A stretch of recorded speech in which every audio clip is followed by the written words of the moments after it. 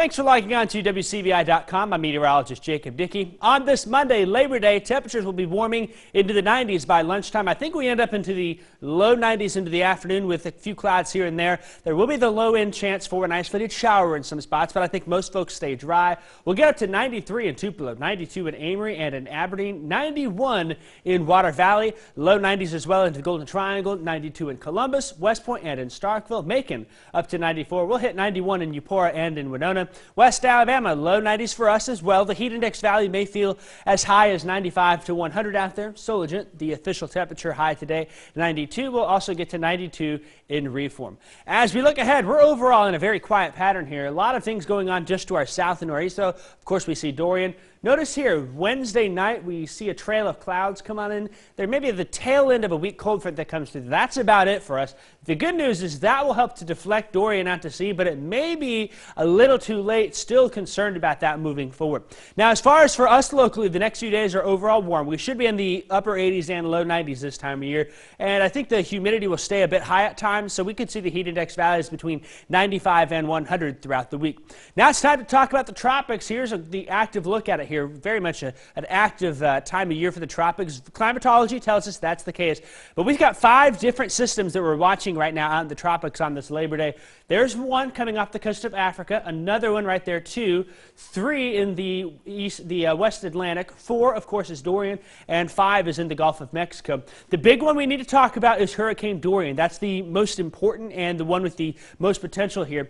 This is it. It has been a monster of a storm. As of the 4 a.m. update, has 165-mile-an-hour winds. It's moving west at 1 mile an hour here, and these next few hours are very pivotal for that here.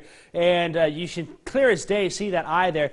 It's not that far from the Florida coast here. In fact, it's 100 miles from West Palm Beach, Florida, due east, and very much a concern for the Caribbean right here. Look at the loop over the last 12 hours, so you'll see from Marsh Harbor, devastation there. A lot of video and photos coming from there now.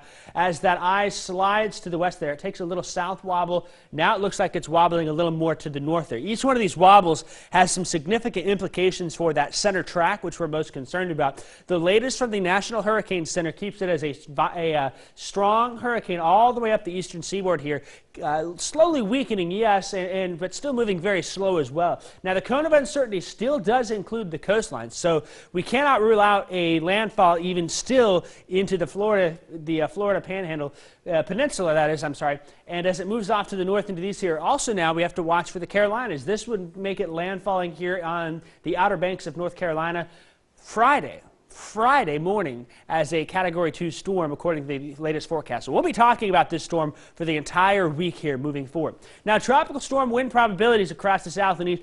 It's pretty much a safe bet along the coast here that they'll see tropical storm force winds. Of course, that's under 74 miles an hour, and that can still do some damage to power lines and trees in areas here. The good news is, as of now, the hurricane wind probabilities, for the most part, the highest probabilities over the next 5 days are off the coast, and that core for the hurricane winds is really a small area here, but still, 41% chance of seeing hurricane force winds. That's greater than 74 miles an hour in North Palm Beach, and generally 30 to 40% along the coast, something that we need to watch moving forward. Now, tropical storm warnings are in effect, and hurricane warnings even for parts of the coast here. Down for West Palm Beach Gardens, Jupiter's, they've got tropical storm warnings.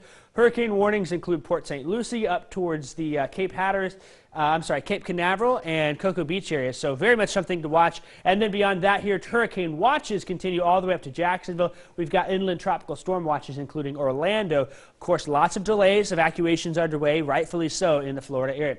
Now, heavy rain will likely be the biggest impact here. And with that general westward shift to the north there, we could see 1-2 feet of rain across parts of the Carolinas here, areas that don't need to see anymore. Something that is very much a situation worth monitoring over the next few days.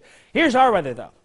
A lot of sunshine there, something really enjoyable. Just a chance for an isolated shower today. We'll see the low 90s through the middle of the week here. Weak cold front Wednesday night drops temperatures, I think, just a little bit. And it may bring a little drier air too. Won't last long, though. I think by the weekend, we're back into the low 90s.